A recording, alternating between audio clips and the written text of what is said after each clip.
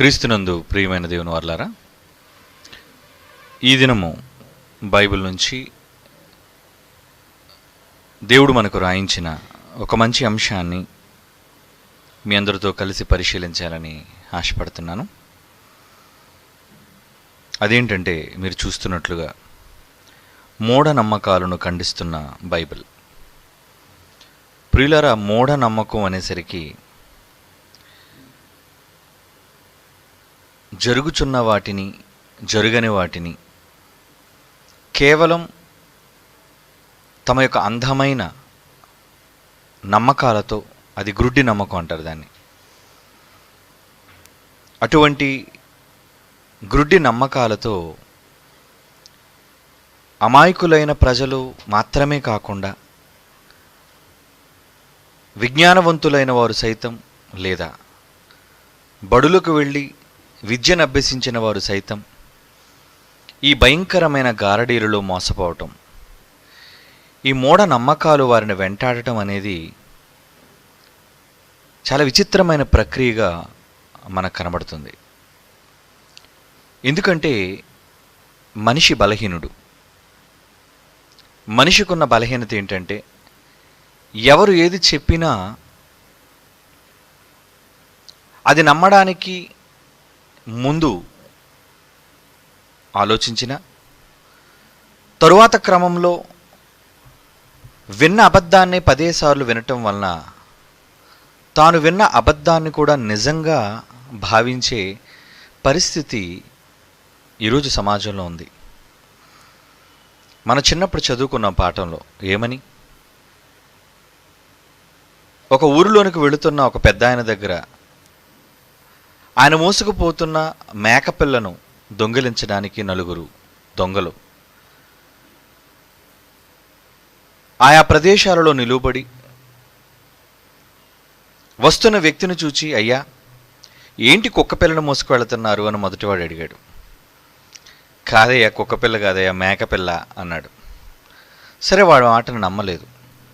మరికొద్ది దూరం పోయిన తర్వాత రెండోవాడు అన్నాడు, అయ్యా పెద్ద ఆయన, ఏంటి కుక్కపిల్లని తీసుకెళ్తున్నారేంటి మెడ మీద ఎక్కించుకొని అన్నాడు. ఎందుకో కొంచెం సందేహాత్మకంగా అతని ప్రశ్న ఉండటం వలన ఒకసారి ఆగి తాను మెడ మీద ఎక్కించుకున్నది కుక్కపిల్లనా మేకపిల్లనా అని పరీక్షించాడు. అయినా పర్వాలేదు, ఇది మేకపిల్లే అనుకొని మరలా ముందుకు వెళ్ళాడు. మరికొంత దూరం పోయేసరికి మూడోవాడు కనబడ్డాడు. వాడేమని ప్రశ్నిస్తున్నాడు, ఏంటండి మేకపిల్లని మోసుకొని పోతున్నారు అనలేదు, కుక్కపిల్లని తీసుకెళ్తున్నారు ఏంటండి అన్నాడు. సందేహం కలిగింది. ఏంటి, ఒకడంటే పోనీ పొరపాటు, రెండోవాడు, మూడోవాడు, ఇక ఊరిలోనికి వచ్చే ముందు చివరివాడు అదే ప్రశ్న వేయడంతో మనం నేర్చుకున్న పాఠంలో మోసుకుపోతుంది మేకపిల్లనైనా కుక్కపిల్లని భావించి దాన్ని విడిచిపోయాడు. అది మీరు విన్నారు. అంటే 4 ఆడిన అబద్ధం అతని విషయంలో ప్రత్యక్షంగా మేకను చూస్తున్నా, ఇది మేకపిల్ల కాదేమో, నాకు మాత్రమే ఇది మేకపిల్లగా కనిపిస్తుందేమో, నిజానికి ఇది కుక్కపిల్లేనేమో అని దాన్ని విడిచి వెళ్ళిపోయిన సందర్భం మనకు తెలుసు. అంటే ఒక అబద్ధాన్ని గట్టిగా ఎక్కువ మంది చెప్పటం వలన ఒక అబద్ధాన్ని కూడా నిజంగా నమ్మగలిగే దౌర్భాగ్యపు స్థితి ఒక మనిషి బలహీనత అంటారు దాన్ని, లేదా అతని మానసికమైన దుస్థితి. అతను మానసికంగా బలంగా లేకపోవటం, ఎవరో ఏదో అన్నారు, పోని సరే కుక్క పిల్లే అయితే ఏంటి, ఇంటి దగ్గర పెంచుకుంటాను అని తీసుకెళ్ళొచ్చుగా, ఎందుకు వదిలిపోయాడు? ప్రియులారా, అనేక సందర్భాల్లో మనుషులు మాట్లాడే మాటలు మనిషి మెదడుపై చాలా బలంగా పనిచేస్తాయి. మిమ్మల్ని చూసిన వెంటనే ఎవరైనా ఏంటంటే ఇలా చిక్కిపోయారు అన్నాడు అనుకోండి, ఏం లేదండి బాగానే ఉన్నానండి అంటాడు. ఒక వారం పోయిన తర్వాత అదే వ్యక్తి, ఏంటండి మరి మొన్నటికన్నా బాగా చిక్కిపోయినట్టు కనబడుతుంది అనేసరికి వీడికి కొంచెం డౌట్ వస్తుంది. మనకైనా అద్దం దగ్గరికి వెళ్ళి ఒకసారి నిలబడి చూస్తాం, ఏంటి నిజంగా చిక్కిపోయినా, నిజంగా నేను చిక్కిపోతున్నానా? అంతేనండి, మనం నిజంగా ఆరోగ్యంగా ఉన్నా ఎందుకో ఆ ముఖ కవళికల్లో ఎందుకో చిక్కుపోయేటట్టుగా మనం కనబడతాం మనకు మనమే. అంటే ఒక మనిషి మాట ఒక మనిషిని ఎలా ప్రభావితం చేస్తుంది అన్నది అది సహజంగా సమాజంలో జరుగుతున్న పరిస్థితి. అది మనకు తెలుసు. కొన్ని సందర్భాల్లో కాదని తెలిసిన నమ్మవలసిన పరిస్థితి తప్పదు. వీటిని మూఢనమ్మకాలు అంటారు, గ్రుడ్డిగా నమ్మడం అంటారు. ఇది ఒక మనిషి మొదలుకొని ఎక్కడి వరకు వెళ్ళిపోయిందంటే ఒక వర్గం, ప్రాంతం, కులం, చివరికి దేశానికే వ్యాపించే దౌర్భాగ్యపు పరిస్థితి ఈ మూఢనమ్మకాలకు ఉన్నాయండి. ఎవరో తమ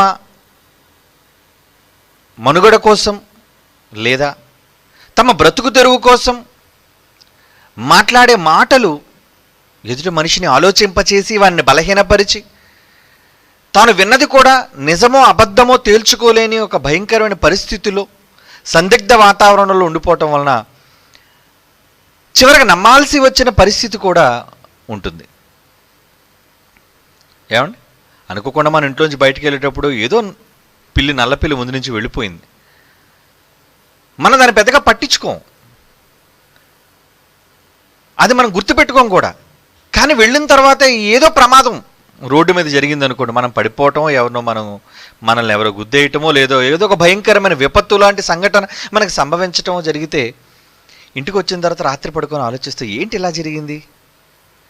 ఈలోపు ఎవరైనా మనకు చెప్పినా లేదా మనం విన్నవి మనకు గుర్తొచ్చినా, అవును కదా ఉదయం వెళుతున్నప్పుడు ఒక నల్లపిల్లి నన్ను దాటి వెళ్ళింది అంటే దీనివల్లేనా? అవును, చాలామంది చెప్పారు. నిజమే, ఇది నిజం కావచ్చు. ఆ నల్లపిల్లి వల్లే నాకు ఇలా జరిగింది అంటే జరిగిన విపత్తుకి నేను ఒక జంతువు దాటి వెళ్ళడానికి ఏంటి సంబంధం? అదొక అమాయక జీవి, అది ఏదో దాని ఆకలి తీర్చుకోవటం కోసం ఎక్కడి నుంచి ఎక్కడికో వెళుతుంది. నువ్వు నీ పని మీద వెళుతున్నావు, అది ఇంటర్సెక్ట్ అయింది అంటే మధ్యలో కలుసుకున్నారు, ఒకరినొకరు దాటారు. అయితే దానివల్లే ప్రమాదమా? మొదటిసారి మనం పట్టించుకో, రెండోసారి కూడా అనుకుండా ఏదో పిల్లి దాటినప్పుడే మనం ఏదో ప్రమాదం జరిగింది అనుకోండి, అక్కడి నుంచి మన నమ్మకం గట్టిపడిపోద్ది, బలపడిపోతుంది. అవును నిజమే, నేను ఎప్పటివరకు నమ్మలేదు కానండి, ఎందుకో అలా జరిగిన తర్వాత నిజమేనేమో అనిపిస్తుందండి అని. ఇది ఎవరైనా మన స్నేహితులతో పంచుకున్నప్పుడు నిజమేరా బాబు నువ్వు అయినా నమ్మవేంట్రా అన్నాడు అనుకోండి, ఇంకా స్ట్రాంగ్ అయిపోతాం మనం.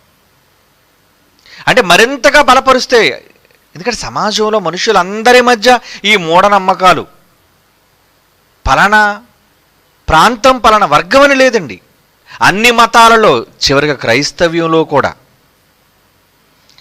మహాజ్ఞాన గ్రంథమైన బైబిల్ని చేతబట్టిన క్రైస్తవుడు కూడా వీటి బారిన పడ్డాడు అని చెప్పడానికి సిగ్గుపడాలి. మూఢనమ్మకాల వెంట ఈరోజు లక్షల మంది క్రైస్తవులైన వారు పరుగులు తీస్తున్నారంటే హాస్యాస్పదం. చూతురుగాని మీరు, ఎందుకంటే ఎంత దారుణాతి దారుణంగా సమాజానికి జ్ఞానోపదేశం చేయవలసిన క్రైస్తవుడే మూఢనమ్మకాల బారిన పడిపోతుంటే ఇక మానవ సమాజాన్ని కాపాడేది ఎవరు చెప్పండి? అంటే మనిషి సమాజంలోని మనిషి మాటలకు, పొరుగువాని మాటలకు విలువనిచ్చి జరిగే ప్రతి సంఘటనకు ఏదో ఒక కారణం ఉంది.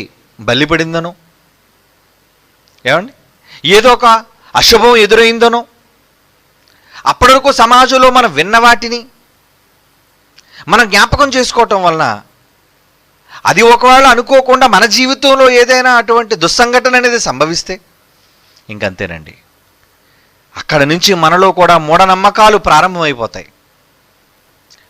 అది ఒక దావానలలో వ్యాపించి అది ఒక జబ్బు, అది కూడా ఒక రకమైన మానసిక రుగ్మత అన్నారు దానిని, డిజీజ్, మెంటల్ డిజార్డర్.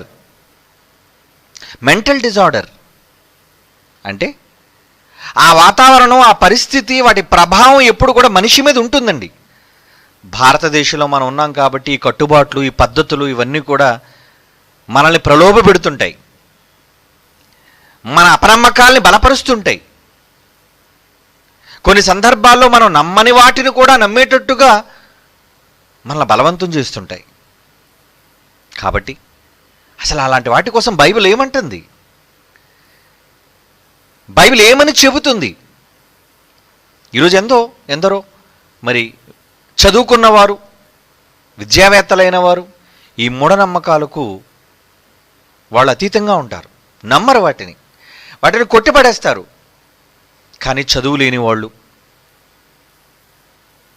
వీటిని నమ్ముతూ వారి నమ్మకాలని సమాజంలో పొరుగు వాళ్ళతో పంచుకుంటూ జరిగిన మంచినే కానీ చెడునే కానీ దానికి పబ్లిసిటీ, అడ్వర్టైజ్మెంట్ ఇవ్వడంతో అది మరింతగా ఎదుటివారి మనస్సులో బలపడిపోతుంటుంది. ప్రతి ఇంటిలో సమస్య ఉంటుందండి, ప్రతి ఇంటిలో ఇబ్బంది ఉంటుందండి. ఆ ఇబ్బందికి నీ ఇల్లే కారణం అని ఎవడని చెప్పాడు అనుకోండి మనతోని, అంతే. ఇంకా పడుకున్నప్పటి నుంచి మనశ్శాంతి ఉండదు. నిజమా ఇల్లేనా కారణం? ఒకడు తూర్పు కాలు పెట్టుకోకూడదు అంటాడు, ఒకడు పశ్చిమానికి కాలు పెట్టకూడదు అంటాడు, ఒకడు ఉత్తరానికి కాలు పెట్టి పడుకోకూడదు అంటాడు. ఏమిటి, భూమి మీద 4 దిక్కులను దేవుడు కలుగజేసింది మనిషి ఆనందంగా బ్రతకటం కోసం. 4 దిక్కులు నీకు మంచి చేసేవి. ఏ దిక్కు నుంచి దేవుడు చేసిన ప్రకృతిలోంచి నీకు ముప్పు రాదు. ముప్పు రావాలి అంటే నీకు నువ్వుగా కొని తెచ్చుకోవాలే కానీ ప్రకృతి పరంగా కానీ దైవపరంగా కానీ నిన్ను ఏ కీడు చుట్టుకోదు. అలాంటప్పుడు ఏవో కొన్ని నమ్మకాలు, అవి మూఢనమ్మకాలు అంటారు, అవి మనం నమ్మటం వల్ల అవి మనల్ని బలపరుస్తూ ఉంటాయి. కనుక వాటి విషయమై మీరు జాగ్రత్త. ఒక మాట బైబిల్ ఏం చెబుతుందో చూద్దాం. అపొస్తలుడైన పౌలు ఎఫెసీయులకు రాస్తున్న పత్రిక 4వ అధ్యాయం 18 వచనం, అనగా 17, 18 వచనాలు కూడా చూద్దాం. ఎఫెసీయులకు రాస్తున్న పత్రిక 4వ అధ్యాయం 17, 18 వచనాలు. కాబట్టి అన్యజనులు నడుచుకున్నట్లు, వాల్యూమ్ తగ్గించిన అన్నదాంది, అన్యజనులు నడుచుకున్నట్లు మీరిక మీదట నడుచుకొనవలదని ప్రభువునందు సాక్ష్యమిచ్చుచున్నాను. వారు నడుచుకుంటున్నారు. ఎవరు? అన్యజనులు నడుచుకున్నట్లు. దేవుని నమ్మని వారు అన్యజనులు, అన్యులు, విశ్వసించని వారు. కాబట్టి అన్యజనులు నడుచుకున్నట్లు మీరిక మీదట నడుచుకున్న వలదని ప్రభువునందు సాక్ష్యమిచ్చుచున్నాను. వారైతే అంధకారమైన మనస్సు, వాళ్ళ మనస్సు అంతా చీకటమయం, జ్ఞానం లేదు. జ్ఞానం ఉంటే వెలుగుగా ఉంటారు, ప్రకాశించేవారుగా ఉంటారు. వారైతే అందమైన మనస్సు గలవారై, అంధకారమైన మనస్సు గలవారై తమ హృదయ కాఠిన్యము వలన తమలో జ్ఞానము లేని స్థితి, అదే అజ్ఞాన దశ.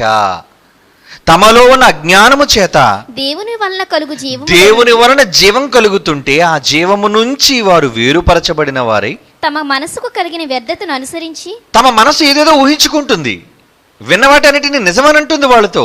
తమ మనస్సునకు కలిగిన వ్యర్థత అంటున్నాడు చూడండి, పనికిరానివి, వ్యర్థమైనవి.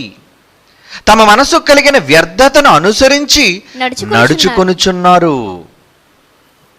నడుచుకుంటున్నారా? అవును. ఎందరో తమ మనస్సు యొక్క వ్యర్థతను అనుసరించి నడుచుకుంటున్నారు. ఏమండి, దేవుని నమ్మని వారిలో ఒకరోజు మంచిది, ఒకరోజు చెడ్డది, అటువంటి నమ్మకాలు ఉన్నాయి. కానీ ఈరోజు క్రైస్తవులైన వారు కూడా తమ ఇంటిలో శుభకార్యాలు జరిగించుకోవడానికి, అది వివాహం కానివ్వండి, గృహప్రవేశం కానివ్వండి, వీటి విషయంలో మంచి రోజు చెడ్డ రోజు అని వాళ్ళు భావిస్తున్నారు. అంటే ఏమండి, వారంలో ఏ రోజు మంచిదండి? యేసుప్రభు లేచాడు కాబట్టి ఆదివారం పవిత్ర దినమా? యేసుప్రభుని చంపేశారు కాబట్టి ప్రతి శుక్రవారం చెడ్డ దినమా? ఆలోచించండి. ప్రతిదినము దేవుని వలన కలిగిన దినం, ప్రతిరోజు దేవుని వలన కలిగిన దినం. దినం ఎవరు సృష్టించారు? దినములను, మాసములను, సంవత్సరములను లెక్కించడానికి దేవుడు మహావిశ్వాన్ని కలుగజేసి సూర్యచంద్ర నక్షత్రాదులను, భూమిని కలుగజేసి నీకిచ్చి ఈ సిస్టమ్ పెట్టాడు. దేవుడు పెట్టిన సిస్టమ్ని సంఖ్యించడానికి, తప్పు పట్టడానికి మనిషి ఏపాటివాడండి? అందులో ఒకరోజు మంచిది, ఒకరోజు చెడ్డది అనే హక్కు మనిషికి ఎక్కడదండి? ఈ జబ్బు ప్రారంభం నుంచి ఉందండి చాలామందికి. అందుకే అపోస్తలుడైన పౌలు రోమీయులకు రాస్తూ ఒక మాట అంటాడు చూడండి. అపోస్తలుడైన పౌలు రోమీయులకు రాస్తూ 14వ అధ్యాయం 5వ వచనం చూడండి, ఎలాంటి అపనమ్మకాలతో వాళ్ళు బ్రతుకుతున్నారు. రోమీయులకు రాస్తున్న పత్రిక 14వ అధ్యాయం 5వ వచనం చూడండి. ఒకడు ఒక దినము కంటే ఒక దినము కంటే మరి ఒక దినము మంచి దినం మరి ఒక దినము మంచిదని ఎంచుచున్నాడు. మరి ఒకడు ప్రతి దినమును సమానముగా ఎంచుచున్నాడు. ప్రతిదినము సమానముగా ఎంచుచున్నాడు. ఏంటి ఒక రోజులోని గొప్ప, ఒక రోజులోని చెడు? ఏంటి ఒక రోజులో నీ కలిసి వచ్చేదేంటి, ఒక రోజులో నువ్వు కోల్పోయేదేంటి? అంటే ఈరోజు నీ జీవితంలో ఈ రోజులో ఒక దుస్సంఘటన జరిగింది కాబట్టి ఆ వారంలో ఆ దినం చెడ్డదా? కాదండి. కొంతమంది, చాలామందిలో క్రైస్తవుల్లో కూడా అండి ఈ అపనమ్మకాలు. ఏమోనండి, బుధవారం అసలు నాకు ఎందుకు కలిసి రాదండి అంటాడు. బుధవారం ఎందుకు కలిసి రాదు? ఎవరు అన్ని జనులు మాట్లాడినట్టుగా నువ్వు మాట్లాడుతున్నావేంటి? మరి కొంతమంది ఎలాంటి మాటలు మాట్లాడతారో తెలుసండి. ఏమండి ఏంటోనండి, మీరు బట్టలు వేసుకున్నప్పుడల్లా మీరు ఏదోలా ఉంటారండి అంటారు. బట్టలు వేసుకున్నప్పుడు ఏదోలా ఉండడం ఏంటి అంటే, ఆ డ్రెస్ వేసుకున్నప్పుడు కోపంగా ఉంటారంట. డ్రెస్ని బట్టి మనిషిలో కోపం వస్తుందండి? డ్రెస్ని బట్టి వ్యక్తిలోని వ్యక్తిత్వం గుర్తింపబడుతుందండి? కాదే. ఎన్నోసార్లు ఎంతోమంది వ్యక్తులతో ఈ మాట్లాడడం నేను స్వయంగా విన్నాను. ఈ బట్టలు మీరు వేసుకుంటేనండి చాలా ప్రశాంతంగా ఉంటారండి, ఈ బట్టలు వేసుకుంటే మాత్రం చాలా కోపంగా ఉంటారండి. అంటే ఏదో కొన్ని సందర్భాల్లో ఆ డ్రెస్ వేసుకున్నప్పుడు నేను తిట్టొచ్చు, నేను కొట్టొచ్చు, నేను గద్దించవచ్చు, కనుక ప్రతిసారి ఆ డ్రెస్ వేసుకున్నప్పుడల్లా నీకు కలిసి రానిది అది. అంటే ఎలాంటి అపనమ్మకం, ఎలాంటి మూఢత్వం, అందమైన మనస్సు, వారి మనస్సు యొక్క వ్యర్థమైన ఆలోచనలు చూసారా? అంటే క్రైస్తవులు సైతం ఇటువంటి వాటిని గురించి ఆలోచిస్తున్నారు. అంటే ఈ మధ్యన నేను ఒక వార్త విన్నానండి. ఏంటో తెలుసా? మా అమ్మాయికి పెళ్లి చేయాలనుకుంటున్నానండి. మంచిది చేయండి. అందుకే ఏ రోజో మంచిదో నాకు హైందవ సోదరుడు ఉంటే అతను పంతులండి, ఆయన నేను అడిగానండి అంటున్నాడు. ఏమండి, అది సమంజసమా? నీ కుమార్తె వివాహాన్ని జరిగించడానికి పలానా రోజు మంచిదో కాదో అని నువ్వు ఈరోజు ఎంచుతున్నావంటే నువ్వు క్రైస్తవుడువేనా? ప్రియులారా, ఎటువంటి భయంకరమైన మూఢనమ్మకాల వైపు క్రైస్తవ్యం వెళ్ళిపోతుందో చూడ. ఒకడేమో ఒకరోజు మంచిదట, ఒకరోజు చెడ్డదా, మరి ఒకడేమో ప్రతిదినము సమానంగా ఎంచుతున్నాడు. ప్రతిదినము మంచిదే. దేవుడు ఏ దినము మంచిది కాదు అన్నాడు చెప్పండి. ఆయన చేసిన సమస్తాన్ని మంచిదిగా చేశాడు, ప్రతిదినాన్ని మంచిదిగా చూశాడు. మరి నీవెందుకు ఈ దినం మంచిది కాదు అని అనుకుంటున్నావు? ఈరోజు మా అమ్మగారికి యాక్సిడెంట్ జరిగిన రోజండి. అయితే రోజుదేముంది అందులో తప్పు? ఆ నేరాన్ని రోజు మీదకి నడతావా? ఎవడో సరిగ్గా వాహనం నడపకపోవడం వల్ల ఒక విపత్తు జరిగి నీ తల్లికి అస్వస్థత కలగడం, లేదంటే ప్రమాదం జరగడం సంభవించింది కాబట్టి ఆ రోజు మంచిది కాదా? రోజుని నడతావా? దేవుని పిల్లలారా, ఆలోచించండి. అందుకే ఇటువంటి భయంకరమైన మూఢనమ్మకాల వైపు క్రైస్తవ్యం దిగజారిపోతుంది. కనుకనే మొదటి శతాబ్దంలో దేవుడు హెచ్చరిస్తున్నాడు. కారణం వాళ్ళలో ఉన్నది మాత్రమే కాదు, అంతకు మునుపు క్రీస్తు పూర్వం ఇశ్రాయేలీయుల్లో తన ప్రజలుగా ఉన్న వారిలో అనేక మందిలో ఇటువంటి భయంకరమైన నమ్మకాలు ఉన్నాయి. గనుకనే దేవుడు ఎలా ఖండిస్తున్నాడో చూడండి, ఎలాంటి వాటిని గూర్చి వాళ్ళకి జాగ్రత్త చెబుతున్నాడో ఒకసారి ఈ మాటలు మనం చూద్దాం. లేవియాకాండం 19వ అధ్యాయం 26వ వచనం. లేవియాకాండం 19వ అధ్యాయం 26వ వచనం. రక్తము కూడినదేదియు తినకూడదు, రక్తము కూడినదేదియు తినకూడదు, శకునములు చూడకూడదు. శకునం అంటే ఈరోజు మంచిదా? పర్లేదా? వెళ్ళొచ్చా? ఏమండి, అంత బాగుందా? శకునములు చూడకూడదు, మంత్రయోగములు చేయకూడదు.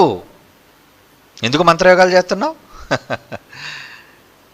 ప్రియులారా, ఇటువంటి వాటిని ఇశ్రాయేలీయులు అభ్యసించారు. కారణం అది వాళ్ళకి పుట్టింది కాదండి ఆ జబ్బు. వాళ్ళు మిగిలిన జనాంగాలతో మిళితం కావటం వలన, ఆ పద్ధతులు సంస్కృతులను వీరు నేర్చుకోవటం వల్ల వీరు కూడా అటువంటి వాటిని అభ్యసిస్తున్నారు, వారిని చూసి నేర్చుకుంటున్నారు. అది సమంజసమా? అందుకే దేవుడు ప్రవక్త ద్వారా ఏం రాస్తున్నాడు చూడండి. ఇర్మియా గ్రంథం 10వ అధ్యాయం 2-3 వచనాలు చూడండి ప్రియులారా. ఇర్మియా గ్రంథం 10వ అధ్యాయం 2-3 వచనాలు. యెహోవా సెలవిచ్చినదేమనగా అన్యజనుల ఆచారములు ఆచారాలవి వాళ్ళు పెట్టుకున్నారు. వాళ్ళు కేవలం కల్పించుకున్నారు, వాటిని నమ్ముతున్నారు. అన్యజనుల ఆచారములను అభ్యసింపకుడి. ఆకాశమందు ఒకవేళ ఏదైనా అగుపడితే చిహ్నము, ఒక గుర్తు, జనములు భయపడును. దానికి జనములు భయపడతారు. అయితే మీరు వాటికి భయపడకుడి. ఇంకేమన్నాడు? జనముల ఆచారములు వ్యర్థములు అంటున్నాడు. చూడండి, జనముల ఆచారములు వ్యర్థములు. ఆచారాలు మీరెందుకు పట్టించుకుంటారు? అంటే ఈరోజు క్రైస్తవులు కూడా అండి వీటికిచ్చే ప్రాధాన్యత బైబిల్కి ఇవ్వటం లేదు. వాళ్ళు ఏమండి అమ్మాయిని తీసుకొచ్చారు, ఆషాఢం కదండి, ఆషాఢమా అందుకు తీసుకొచ్చేసావా అంటే చాలా సందర్భాల్లో తమ ఇంటి వారిని బయట వాళ్ళ దగ్గరకు పంపటమో, లేదా బయట వాళ్ళ దగ్గర నుంచి తమ ఇంటికి తీసుకుని వచ్చేటప్పుడు కూడా ఇటువంటి ఆలోచనలు, పద్ధతులు క్రైస్తవులు చేస్తున్నారో లేదో చూడండి. చాలా మందిలో ఈ భయంకరమైన నమ్మకాలు, మూఢనమ్మకాలు వ్యాపించాయి. ఆ రోజే క్రీస్తు పూర్వం 1000 సంవత్సరాల క్రితం దేవుడు చెబుతున్నాడు, అన్యజనుల వ్యర్థమైన ఆచారములను మీరు పాటించకండి, అభ్యసింపకుడి. అంటే అర్థం ఏంటి? చేయకండి. మీకేం పని వాటితో? ఆకాశంలో ఏదో కనబడితే నక్షత్రాలు చూసి రాసులు అన్నాడు వాడు, గీతలు పెట్టుకున్నాడు వాడు, కర్కాటక రాశి అన్నాడు, కన్య రాశి అన్నాడు, మిథున రాశి అన్నాడు. ఆ రాసులు కలిగిన వాళ్ళకి ఇది సంభవిస్తుంది అన్నాడు. అందులో అండి ఈ మధ్యన ఈ సోషల్ మీడియా వచ్చిన తర్వాత అండి ఫేస్బుక్లో కానీ యూట్యూబుల్లో కానీ ఎలాంటి వీడియో తెలుసా అండి? ఎలాంటి వీడియోలో తెలుసా? ఎంత హాస్యాస్పదంగా ఉంటాయంటే, ఒక్కసారి మీ వేళ్ళు చూసుకున్నారంటాడు. ఏంటి వేళ్ళులో ఏముంది? అప్పటి వరకు మనం ఎప్పుడు వేళ్ళు పట్టించుకోం. ఈ 4 వేళ్ళు ఒకలాగా ఉంటే మీరు ఎలాంటి వాళ్ళు తెలుసా అని ప్రశ్న వేస్తాడు మనకి. ఇంకా అక్కడి నుంచి మనకు కంగారు ఆగదు. అయితే నా వేళ్ళు కూడా నేను చూసుకుంటాను. వెంటనే ఆ యూట్యూబ్లో వీడియో మీద క్లిక్ చేయాలి, అది చూడాలి. అది చూసిన వెంటనే ఇంకా మనకు మనశ్శాంతి ఉండదు. మీ పేరు పరాణాక్షరంతో ప్రారంభం అవుతుందా? అయితే మీకు ఇది సంభవించబోతుందా అంటాడు. నిజమే. ఇంకంతేనండి, చదివినప్పటి నుంచి మన దౌర్భాగ్య పరిస్థితిని బట్టి ఏదైనా అనర్థం జరిగింది అనుకోండి, అనుకోకుండా ఏ కారణం చేతైనా ఇంకంతే మనం చూసింది మన మైండ్లో స్థిరపడిపోద్దండి. అది దాన్ని తీయలేం. అంటే ఏదో జరిగిన సంఘటనకు ప్రజలలో ఈ భయంకరమైన మూఢనమ్మకాలను వ్యాపింప చేయడానికి అపవాది మనుషుల మధ్య ఎన్ని వ్యర్థమైన ఆచారాలు అంటున్నాడు చూడండి. వాటి ప్రకారం మీరు అభ్యసింపకుడి, మీరు వాటికి భయపడకుడి. మీరెందుకు భయపడతారు? నిన్ను భయపెట్టడానికి వాడు ఏదో రాశాడు, అది చదివినంత మాత్రం నువ్వు భయపడిపోతావా? ఏమండి, మీరు పలానా సంవత్సరం నుంచి పలానా సంవత్సరం మధ్యలో పుట్టారా, అయితే మీకు చచ్చిపోయే ప్రమాదం ఉందంటాడా? ఇంక అప్పటి నుంచి మనకు బెంగ తినేస్తుంటుంది. అయితే నేను ఈ సంవత్సరంలో పుట్టానంటే మన పరిస్థితి ఏంటండి అని. దేవుని పిల్లలారా, దేవుడు చెబుతున్నాడు, అభయం చెబుతున్నాడు. చూడండి, బైబిల్ ఎంత గొప్పదండి. ఎందుకరా మీరు మూఢనమ్మకాల జోలికి వెళుతున్నారు? ఒకవేళ మనిషి తన మాట చేత నేను భయపడుతున్నా, నువ్వు భయపడని అవసరం లేదు అని దేవుడు నీకు అభయం ఇస్తున్నాడు. నీకు దేనికి భయం? వాటి జోలికి వెళ్ళొద్దు. ఒకవేళ వెళ్ళి చూసినా దాన్ని కొట్టిపడేయి. తెలుసుకోవడానికి చూడు. అది చూసినందుకు అది నీ మనస్సులో పెట్టుకొని నువ్వు బాధపడిపోవద్దు. సంభవించిన సంఘటన నీకోసమే సంభవించిందని నువ్వు ఆరాటపడిపోవద్దు, కంగారు పడద్దు, స్థిరపడిపోవద్దు వాటి మీద. ప్రియులారా, అందుకే దేవుడు ఈ మాటలు చెబుతున్నాడండి. 2 రాజుల గ్రంథం 17వ అధ్యాయం 17వ వచనం 15వ వచనం, క్షమించండి, 2 రాజుల గ్రంథం 17వ అధ్యాయం 15వ వచనం చూడండి ప్రియులారా. దేవుడు ఏమంటున్నాడు? వారు ఆయన కట్టడలను తమ పితరులతో ఆయన చేసిన నిబంధనను ఆయన తనకు నిర్ణయించిన ధర్మశాస్త్రమును విసర్జించి వ్యర్థమైన దానిని అనుసరించుచు వ్యర్థులై వారి అలవాట్ల చొప్పున వాడుకల చొప్పున మీరు చేయకూడదని యెహోవా తమకు సెలవిచ్చి తమకు సెలవిచ్చిన తమ చుట్టూనున్న జనుల మర్యాదలను అనుసరించి వారి వంటి వారైపోయారా? మీరు కూడా వారి వంటి వారైపోయారా? 17వ వచనం, తమ కుమారులను కుమార్తెలను అగ్నిగుండమును దాటించి శకునము చిల్లంగితనము వాడుక చేసుకొని యెహోవా దృష్టికి చెడుతనము చేయుటకై తమను తాము అమ్ముకొని ఆయనకు కోపము పుట్టించిరి. ఏమండి, దేవునికి కోపం. మీరు ఇటువంటి నమ్మకాల వైపు వెళ్ళిపోతే, మూఢనమ్మకాల వైపు క్రైస్తవుడా నువ్వు జారిపోతే, దేవునికి వచ్చేది నీ మీద కోపం, జాలి కాదు. దేవుని కోపానికి గురి కావాలి అనుకుంటున్నావా? అయితే అన్ని మంచిగా చూడు. అన్యజనులు ఆచరించినట్లుగా వ్యర్థమైన ఆచారాలు నువ్వు అలవాటు చేసుకోవద్దు. నువ్వెందుకు చేస్తున్నావు? ఏమండి, బోర్ ఎక్కడ కొట్టించాలి? అందరూ ఎక్కడ కొట్టించారండి? ఏసాన్యాన్ని కొట్టించారు. నేను కూడా ఏసాన్యాన్ని కొట్టిస్తానండి. క్రైస్తవుల ఇంట్లో కూడా ఏసాన్యాన్ని ఉంటుందండి. ఏమండి, మన చర్చి బిల్డింగ్ చూడండి, ఏసాన్యం పక్క ఉండదండి. అదిగోండి కుడి చేతి వైపు ఆ మూలన ఉంటుంది. అక్కడెందుకు కొట్టించాం? అక్కడ నీరు పడింది, అక్కడ మనకు అనుకూలంగా ఉంది, అడ్డు లేకుండా ఉంది.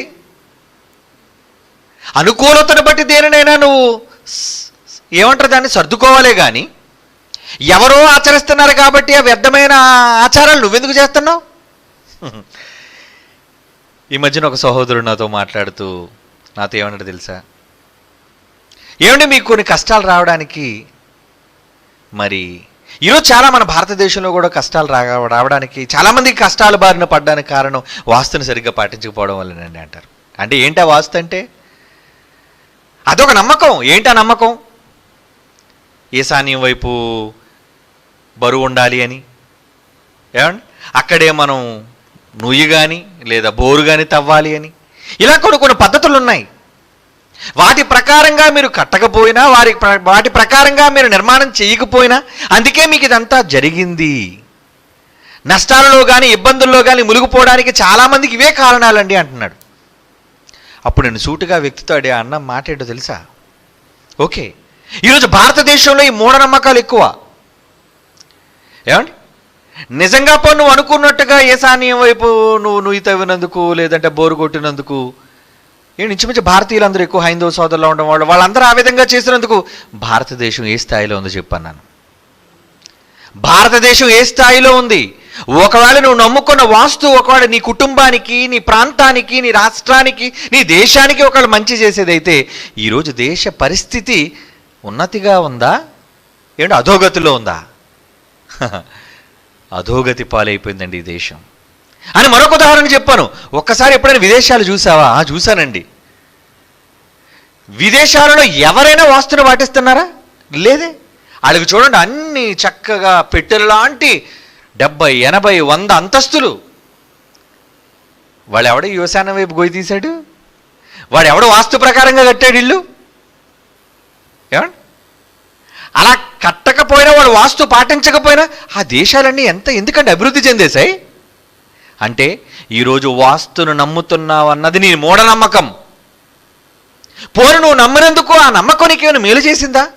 ప్రజలందరినీ బలవంత పెట్టి ఇలాగే ఉండాలని పద్ధతులు, నియమాలు పాటించేటట్టు చేస్తున్నావే. దానివల్ల ఈ ఒక కుటుంబానికి కాదు కదా, ఈ దేశానికి కూడా ఏం మేలు జరగలేదండి. దేశం ఇంకా అభివృద్ధి చెందుతున్న దేశాల కన్నా హీన దశకు చేరిపోయింది మన దేశం. ఏం డెవలప్ అయింది? భారత ప్రగతి ఏది మీరు చెప్పండి? విదేశాలు ఎందుకండి అంత ప్రగతిలో ఉన్నాయి? వాళ్ళు ఏ పాటించరండి. వాళ్ళకి ఎటువంటి నమ్మకాలు ఏవి లేవండి. అంటే ఒక నమ్మకం నిన్ను అధోగతి పాలు చేస్తుంది. ఏమీ లేదండి, మన కష్టాన్ని మనం నమ్మాలి, దేవుణ్ణి మనం నమ్మాలి, మనకు కలిగింది 10 మందికి పెట్టాలి అన్న వాళ్ళందరూ బాగున్నారు. నీ దేశం కన్నా గొప్ప దేశాలుగా ఉన్నాయి అవన్నీ. కానీ ఈ నమ్మకాలన్నిటినీ పాటించే నీ దేశం చివరి దేశంగా, బడుగు దేశంగా, బలహీన దేశంగా ఈరోజు మన దేశం మారిపోయింది. అంటే మనిషిలోని మూఢనమ్మకాలు ఎంత దయానీయంగా ఒక మనిషితో పాటు భారత ప్రగతిని దెబ్బతీస్తున్నాయి. చూడు, కుంటిపడేటట్టు చేస్తున్నాయండి. ఎందుకు నమ్మాలి చెప్పండి? అందుకే దేవుడు అంటున్నాడు, నమ్మకండి, వారి వాడుకలు చొప్పున మీరు చెయ్యకూడదని యెహోవా తమకు సెలవిచ్చిన తమ చుట్టూనున్న ఆ జనుల మర్యాదలను అనుసరించి వారి వంటి వారైరి. మీరు వారి వంటి వారైపోయారా? మీరు అలాంటి వాళ్ళుగా మారిపోయారా? ఏమండి? క్రైస్తవులలో ఎన్నో అపనమ్మకాలు, క్రైస్తవులు ఎన్నో భయంకరమైన మూఢనమ్మకాలు. నువ్వు జ్ఞానవంతుడు కదయ్యా, నువ్వెందుకు నమ్మాలి వీటన్నిటినీ? తిన్ని దగ్గర, ఉన్న దగ్గర, అలవాట్లలోనూ అన్నిటిలోనూ ఈరోజు ఎవరినో చూచి, ఇతరులను చూచి దేవుని నమ్మిన వారు కూడా మూఢనమ్మకాలలోని కూరుకుపోతున్నారు, జారిపోతున్నారు. అంటే బైబిల్ అంటుంది అలాంటి వాళ్ళతో, వద్దు, మీరు భయపడవలసిన పని లేదు, మీకు ఏ అనర్థం, ఏ కీడు జరగదు. ఎన్ని పాటించినా ఏమండి, అన్నిటినీ సక్రమంగా పద్ధతుల ప్రకారంగా పాటించిన వాళ్ళ ఇంట్లో కీడు జరగటం లేదా? వాళ్ళకి రోగాలు రావటం లేదా? వాళ్ళకి ప్రమాదాలు సంభవించటం లేదా? వాళ్ళకి ఆస్తి నష్టాలు కలగటం లేదా? భయంకరమైన ప్రకృతి వైపరీత్యాలు సంభవించటం లేదా? చెప్పండి, వేటిని ఆపగలుగుతున్నాయి?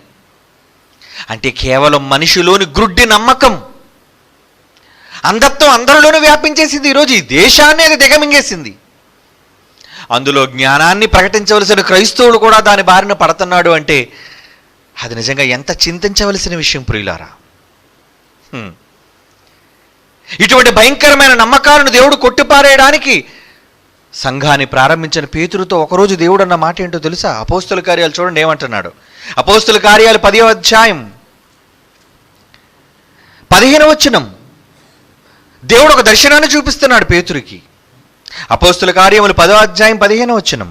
దేవుడు పవిత్రము చేసిన వాటిని, దేవుడు పవిత్రము చేసిన వాటిని నీవు నిషిద్ధమైన వాటిగా నీవు నిషిద్ధమైన వాటివని నిషిద్ధమైన వాటిగా ఎంచవద్దని. ఎందుకు ఎంచుతున్నావు? ఎంచొద్దు పేతురు. తినమని పేతురు దగ్గరకు చెంగుతో పెద్ద పళ్ళం ఆకాశాన్ని దిగినప్పుడు నేను ముట్టకూడదు, ఈ ఆచారాన్ని బట్టి నేను చెయ్యకూడదు అని పేతురు అన్నప్పుడు పేతురుకు దేవుడిచ్చిన మాట ఏంటో తెలుసా? దేవుడు పవిత్రము చేసిన వాటిని నీవు నిషిద్ధమైన వాటిగా ఎంచవద్దు. ఎంచొద్దు. కొంతమంది చూడండి, కొన్ని తినే దగ్గర ఎంత అసహించుకుంటారు వాటిని. మేము తినకూడదండి, వీటిని తినకూడదండి. అంటే కోడి తిన్నోళ్ళందరూ గొప్పలోను, గొడ్డు తిన్నోళ్ళందరూ చెడ్డవాళ్ళనా? ఈ రెండు దేవుడు చేసినవి కాదు. కోడేమో మీ తాత సృష్టించాడు, గొడ్డునేమో ఇంకెవరో సృష్టించారా? దేవుని పిల్లలారా, ఏంటండి వీళ్ళు మూఢత్వం? అసహించుకుంటారు. చిచి చిచి నేను తినండి, అబ్బాయి ఈ మాసం నేను ముట్టనండి. క్లాసా నువ్వు? మాస్ కాబట్టి తింటారు కానీ క్లాస్ వాడు అయితే తిండనా? దేవుడు చేసిన ప్రతిదీ పవిత్రమయ్యా. పవిత్రమైన వాటిని అపవిత్రంగా ఎంచుతున్నావంటే నీ మనసు ఏమైందో తెలుసా? నేను ఇది తినకూడదండి, ఇది నేను ముట్టుకోనండి బాబు. అసలు ఒక క్రైస్తవుడుగా నువ్వు మాట అనవచ్చా?